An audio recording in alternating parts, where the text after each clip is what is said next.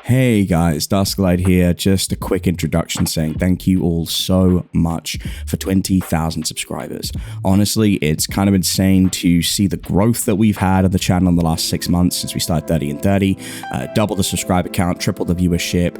It's been so much fun and I'm so grateful. I've got a couple of surprises for 20k. Obviously, one of them is going to be for the last Senator, but I'm working on a little something else that's going to come up in about a week and a half or so. I'm taking a break after this in the Life Extension series, which I'm really excited to share with you all. It's got some incredible music by John Moore, featuring Julie Elvin, who did the opera music in video games like World of Warcraft, League of Legends, and Horizon Zero Dawn, and Forbidden West. I'm so excited to share it. John is an incredible composer, someone I really trust, and it is one of the most incredible moments of my career to have an incredible orchestral 11-minute piece to supplement a story I wrote. So enjoy all that. The Life Extension will be up in a few days before I take my break, and then you'll have a surprise upload, and the new Patreon Blackwell skits are going to be up on Patreon in the next few hours, so I hope you enjoy that. Thank you all so much for 20,000 subscribers. Stay safe, and I'll see you soon.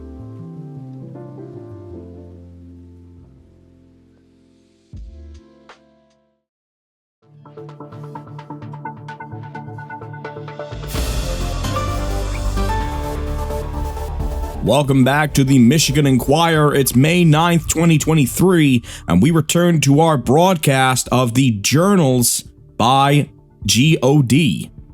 The following entries were transcribed by Michigan State University senior Marley Yarborough. Last weekend, she and 3 fellow students were camping in Mainsteen National Forest while researching the Michigan Dogman, a local legend recently popularized within certain online communities. There, they discovered a journal amongst the remnants of an abandoned cabin. Written inside its worn leather cover was, "Property of G.O.D. Listener discretion is advised."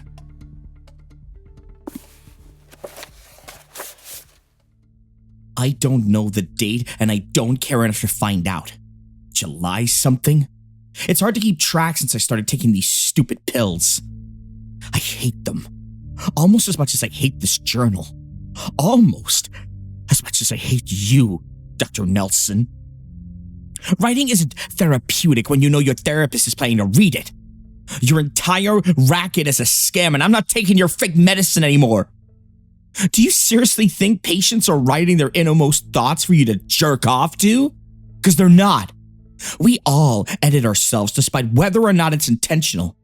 Learning to feign certain emotions just comes with the territory.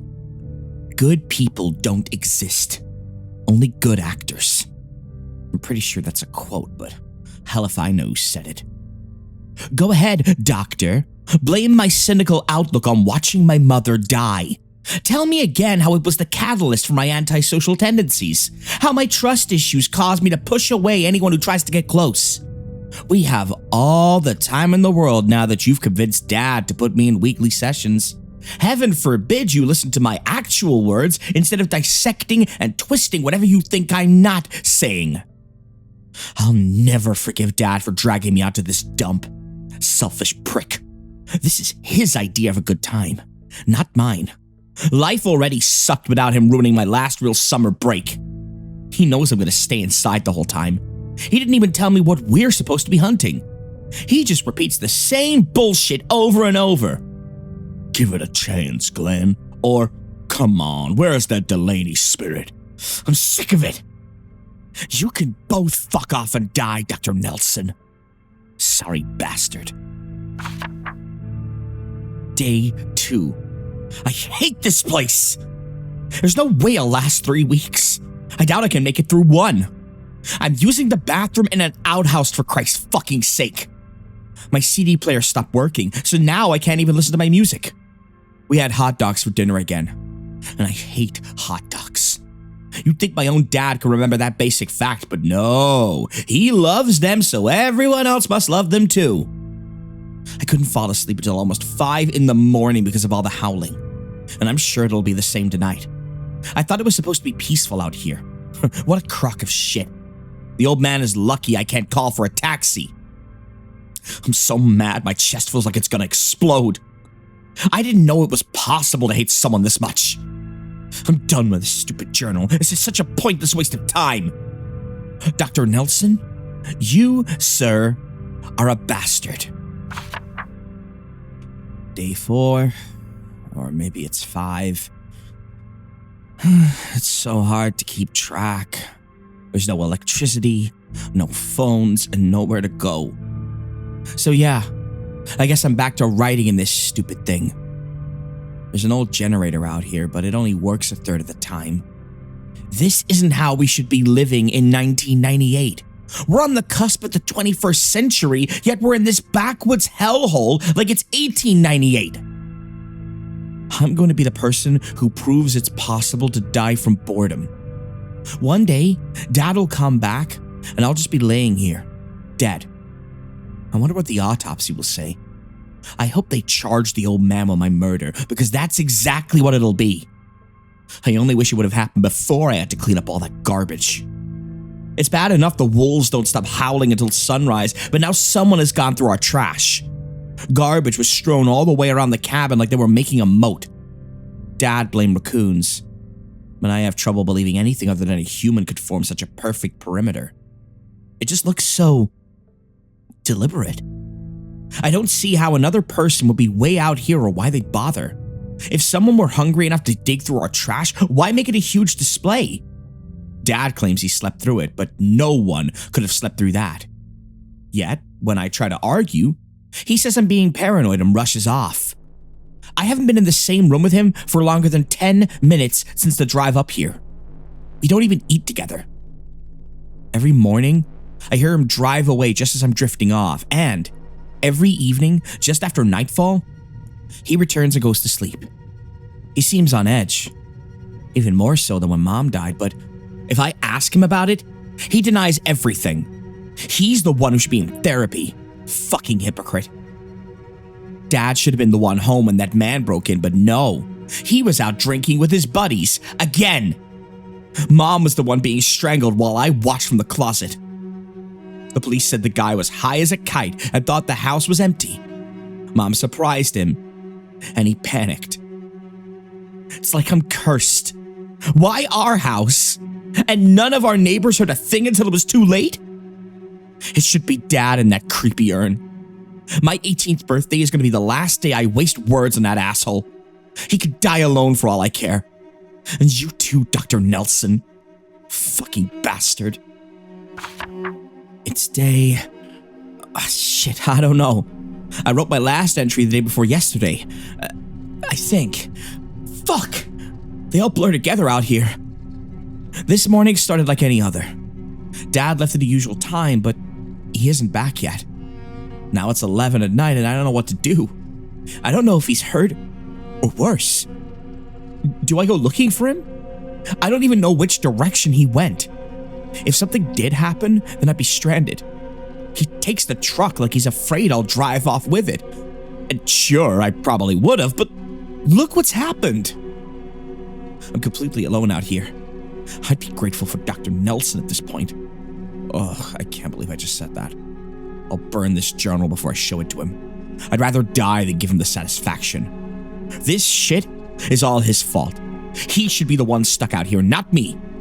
I just wanted to mind my own business and live my life, but no, I'm too withdrawn. It's unhealthy. Well, if this is healthy, I want no part of it. And what fucking sense does it make to take someone who's supposedly too introverted out into the middle of nowhere to be even more secluded? Is this supposed to be some kind of reverse psychology? Make me hate seclusion? Like staying in my room to read and listen to music is the least bit comparable to this? What's the logic here, doctor? Is your degree even real? I bet it's not. Thank God I had the sense to stop taking those pills. At least there's no howling for a change. I guess even wolves need a break every now and then. Or maybe they're just too full tonight. No, I can't think that way. Dad has to come back. He has to. Maybe the truck broke down and he's waiting for morning so we can get to a highway. Or maybe he got hurt and had to drive straight to a hospital. Either way, he would send help. He has his faults, but he wouldn't just abandon me here. He couldn't. Could he? No, No, I'm sure he wouldn't do that. Not like this. Probably. Bastards. The both of you, Doctor. You are bastards. It's almost 3 a.m. and he's still not back. I have to go out there when the sun rises. I don't know what else to do. I also don't know where to look. And what if I get lost? I don't know how to navigate in the fucking woods. Maybe I should give my other theories time to play out. What if he is sending help, but I run off when all I had to do was stay put? But if I don't go and he's hurt, he might die. I don't know if he told anyone our location. It would take weeks for people to realize we were missing, and even then, help could be sent in the wrong direction. He must have told Grandpa. I hope there's enough supplies to last that long. Grandpa might assume we just stayed late. As far as he's concerned, the only medicine I need is a good kick in the ass. Oh man, what the hell do I do? I'm not smart enough to make these kinds of decisions. I'm gonna choose wrong. Damn it, I always choose wrong. Fucking up is the only thing I could do right. This kind of shit shouldn't fall on my shoulders. Why couldn't we go to a normal camping ground or rent a cabin on the lake? Why can't I just have a normal dad? Maybe this is what you wanted all along, Doctor. Is this some kind of test? Are they trying to see if I'll crack under the pressure? No, that's crazy, right? I mean, is it even legal to subject a minor to such mental torture? Do I really think Dr. Nelson would go this far? Logically, I want to say no. I mean, the man could lose his license if I snapped and did something really crazy. But what if he's crazy? What if that's exactly what's happening? He really is a bastard after all. Dad is dead. I guess this is technically the same day as my last entry, but not for much longer. I took advantage of the quiet to sleep for a few hours before making any life or death decisions. Shame it was filled with nightmares, but that's hardly my biggest problem. It looked like a storm was brewing when I left, but by some miracle it held off. There was only one way out of the cabin's clearing, but the tire tracks soon diverged in multiple directions. Thankfully, I found a roll of trail marking ribbon and used it liberally. That gave me a somewhat hopeful outlook. I was far more frightened at the prospect of getting lost than finding a scene of carnage that would haunt me for the remainder of my days, as if I weren't already set in that regard. Life and its little ironies, I guess. I searched for hours with no luck before finally turning back. I intended to follow the trail marker straight to the cabin, but then I saw fresh tire tracks leading down the widest path I'd seen yet. The overgrowth must have blocked it from view when I passed it the first time. The trail kept going for at least 20 minutes before coming to a huge drop-off, and my heart sank as my eyes followed them right over the edge. I don't know how long I stood there. I think I was waiting for something to happen. Like my dad was just going to climb up and be fine, maybe. I don't know.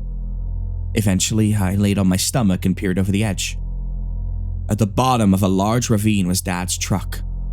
It had landed upside down, but there was no mistaking it. I knew what I would see if I went down there, but I still had to go. I barely remembered the scent. I called out as I approached the wreckage, but then I noticed the stench and the blood. Kneeling to see inside the shattered driver's window, I collapsed at the sight of long, dead eyes staring back at me. Dad remained strapped to his seat, but his head was turned at a sharp angle, and what remained of his face was frozen in a perpetual state of sheer terror. I accidentally placed a hand in the pool of blood collecting beneath him, and I puked all over myself. As badly as I wanted to run away, there were things I needed to collect from the cab.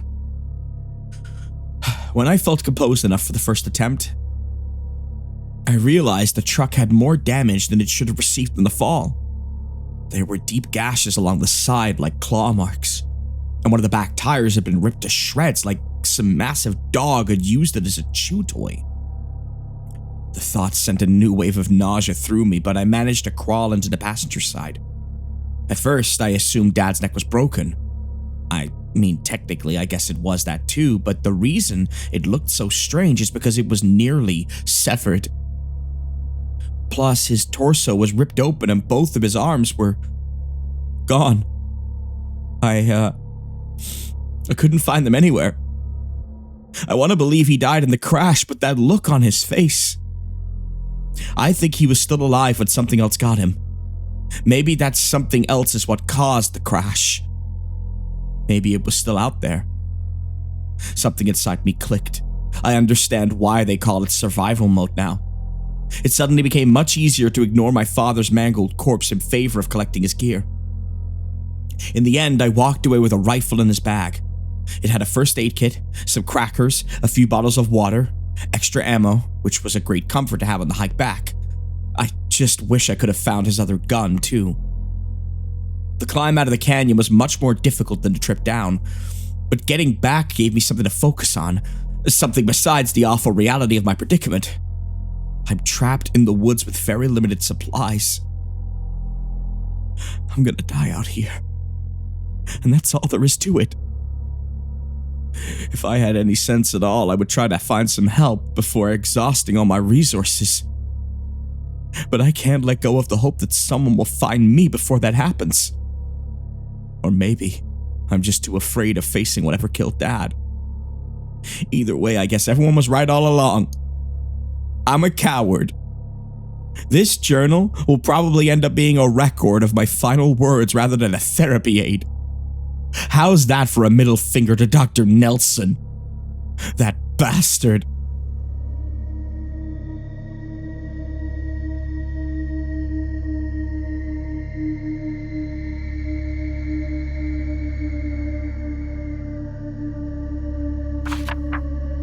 I just want to go home. The howling started up again. It was only quiet for that one night. Now it's at least 3 days later and it's like it never stopped. I've been living off of Pop-Tarts and canned beans. An awful combination. If by some miracle I make it out of here, I'll never touch either one again. I still can't believe Dad is actually gone. Just like that.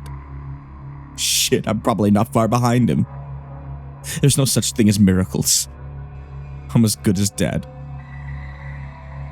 It really sucks what stories play over in your head when you're alone in the dark. The week before we came here, my friend, Josh, said he used to camp in this forest. But not anymore. I thought he was just trying to scare me when he said his mom saw something with the head of a dog that walked like a man. He made it sound like a story you tell little kids, so I didn't think anything of it. His mom said its eyes made her feel cold and dizzy, hopeless. What if it was true? What if that thing has been the one howling?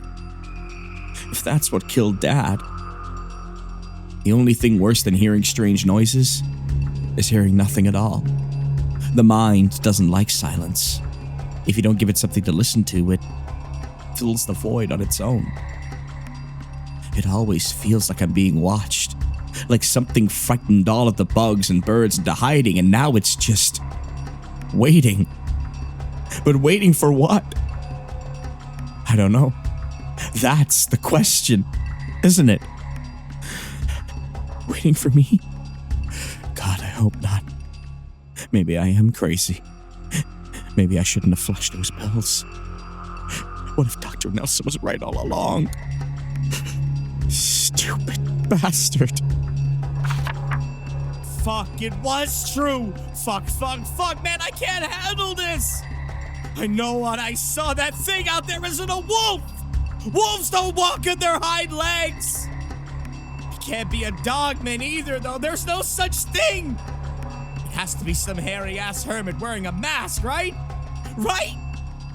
I mean, there's probably some trick to make the eyes glow like that. I bet that guy hasn't left the forest in 20 years. He probably wants to make a coat out of my skin or something. But then, what made the claw marks on Dad's truck? Damn it, I'm losing my mind. Or did I lose it a long time ago? Jesus Christ, the window just shattered. I wish Dad were alive so I could kill him myself. This is really it. If I... Oh my God. Oh God, I can hear the asshole walking over the broken glass. I'm locked in the bedroom with a table jammed against the door, but solid is not a word I would use to describe it. I'm gonna die here. I can feel it. I know I am. I don't want to die. I thought I did, but I don't. I really don't. I want my mom. God, it's getting closer. Why? Why is this happening? Its footsteps are so slow. Why won't he just get it over with? Is he toying with me? I don't know what to do. What does this bastard want?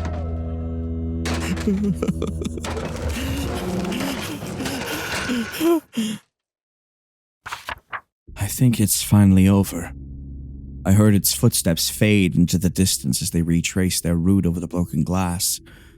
But not before it had its fun with me. I put all my weight into holding the door closed as it tried to force its way inside. For the first several minutes, it just stood there, sniffing.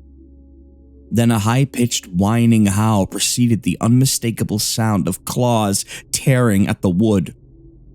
As its patience wore thin, the door began to splinter beneath its weight, and I knew that that was my last chance to shoot it. By then, I didn't care if it was a person, an animal, or both. In one motion, I raised the gun, stood, and fired through the door as its center cracked open like an egg with the creature's last impact. The resulting sounds were deafening. My ears rang from a combination of the gunshot, the exploding door, and the shrill cry of a wounded animal. I could barely hear its retreat over the buzzing in my brain. I lowered the rifle and rushed to the window. I never entertained the notion of killing it. My aim leaves a lot to be desired, and I didn't want to waste the ammo. Besides, if things like that were easy to kill, it would already be on display at some museum where tourists could gawk at it. I was only trying to survive a little longer. No matter how hopeless your situation may be, it's awfully hard to just roll over and die. Still, I had to get one more look at it. I had to know if I really saw what I thought I saw. And I did. I swear I did. I'm not crazy. I was right to stop taking Dr. Nelson's poison. I've never been more clear in all my life. There's no better way to describe that thing other than a Dogman. It looks like a rabid Rottweiler suddenly learned to walk on its hind legs. It's hard to say whether its fur was black or just filthy and matted. Its arms and legs were covered in patchy bald spots, but it was hard to see with only the light of a waning moon. For one brief instant, it turned towards the cabin and I could see a bloody wound in its right shoulder. Overall, it seemed more angry than hurt. If I'm still here when it returns, and oh, it will be back, I don't think I'll be this lucky a second time. I have to leave. Fuck Dr. Nelson and his bright fucking ideas, and fuck my dad for bringing me out here to die. They're both the sorriest kind of bastards. I slept, or tried to sleep as long as I dared. But I have to go now. If I don't find help by nightfall, I'll have to decide whether or not to come back or keep going. Either way, I don't expect to survive very long past that point. I'm gonna die, and this journal will rot away before another soul sees it. I don't know. Maybe if I shove it under the floorboards, some of it will last long enough. Or it'll deteriorate faster. In the end, what does it really matter? It's not like anyone would believe me. Even I don't believe me. I bet Dr. Nelson tells everyone I killed Dad before offing myself. I hope they don't believe him. I'd give anything to take that bastard with me. Good fucking riddance, world. You were the worst of them all. Sincerely, Glenn Oliver Delaney.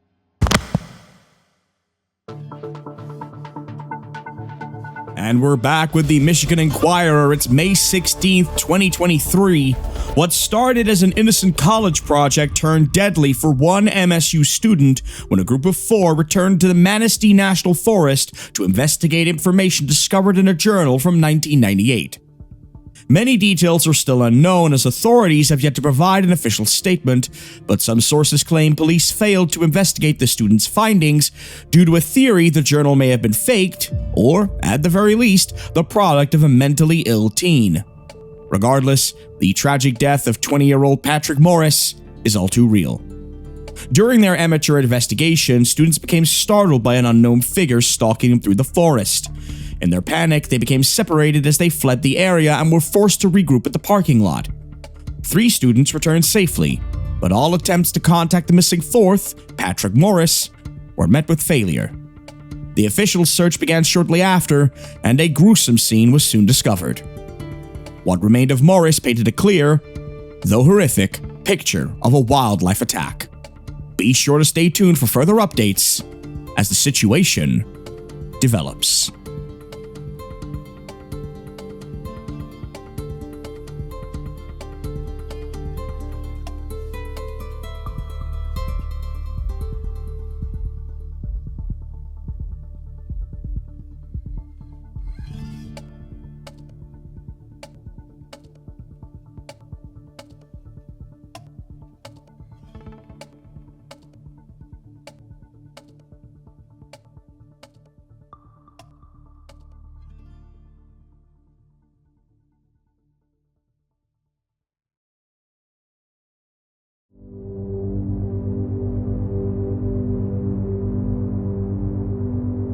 Most heartfelt greetings and salutations, ladies and gentlethems.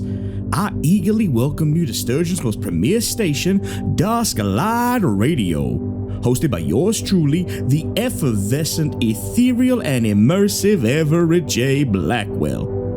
If you've enjoyed this video, be sure to check out some of our other transmissions. We're adding them regularly, and we'd love to have you as part of the Dusklight family by subscribing, hitting the bell of snakes, and you guessed it, more snakes, and leave a comment for any stories you'd love for my many-legged runners to find. I want to thank all of our patrons for making this possible. If you want to sign up, it's as little as $1 a month and you get exclusive content, early access videos and stories, updates, and more. But times are tough and we will always be grateful for support no matter what form it comes in. Financial, spiritual, corporeal, maniacal, whatever you want. It really helps us out. Dusklight gives thanks to our Sturgeonite faithfuls, Isaiah Thomas, Devon Weems, A-Rod Coe, Todd Hawes, Kian Colburn, Larry W., PRDL12, Jimmy Ricardo, Jack the Lad, J.I. Lara, Val Was Taken, Amy Walrath, Heather G., Dexter, Super Abyss, Morgan Ra, Dave L., Bogoslaw Smalik, Goth Mommy 666, Someone Somewhere, Anj, M., Courtney Worrell, Kissy Dawn, Maddie, Kessler, Jose Ortega, Mickey Klaus, Dark River 17, Mel H., Satanist Bambi, Bad at Names, Ashwolf Grey, Imani Boo, Reclusive, and Torin. Our Purple Crayon Eaters, E., Feeny Von Karma, Max, Phi, Ashabel, Alex, Gail Allstott, Echo Kane, Ian Hancocks, Okami-san, Orphan Nuka, Calculi Zero, Christian Hatting, Darkness Within, Paul J. DeSena, Justy Blue, Desert Bluffs, PV69, Sutters, Oliver Yourface, Camila Roca, Rory Shamba, Becky Sineni, Aiden, Emma, Kid Kiriyama, Creature Creations, and Emily McMullen. Our janitors, Nordic Hero, Alex Nunez, Arkham Cookie, Amy, Adrian R., Heather Cayley, Scott, Death31, Sabiel Eclipse, Joy Flint Healy, Dux, Shane Lewis, DJ Muffin, Art Nightborn, Alec Hansen, Oliver Topoluk Natale, Kenza, Darktail, Brianna Elliott, Rosari Cardwell, Ryan Moore, Raspberry Pie, Mima, Isabel Vladislaus, Marcus Hoyer, and Ali. Our Nightmare Detectives, Jake Bullock, Fox Clifford, Mike, Melanie Schaefer, Mothman, Mama Chewie, Halo Davis, and Kikuhime 1202. Our Void Walkers, Professor Creepypasta, Rat Squatch, and Domine Silvas. And lastly, our Blackwell family members, welcoming new arrivals Kashka and Toby and Fenric Blackwell. Great Uncle Ven Blackwell, the towering chittering forest shaman.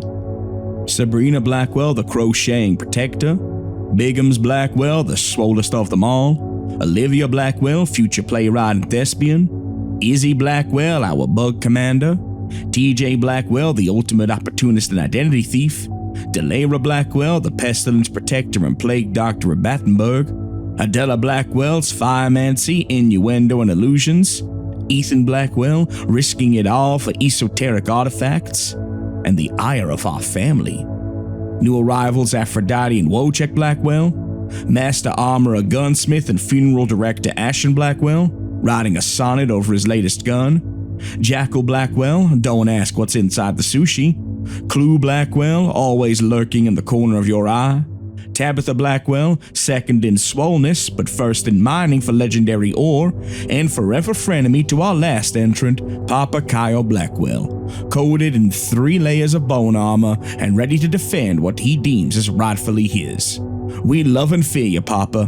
We thank you all humbly for your patronage and look to see you bright and early for Dusklight orientation. Purple crayons and existential dread will be provided.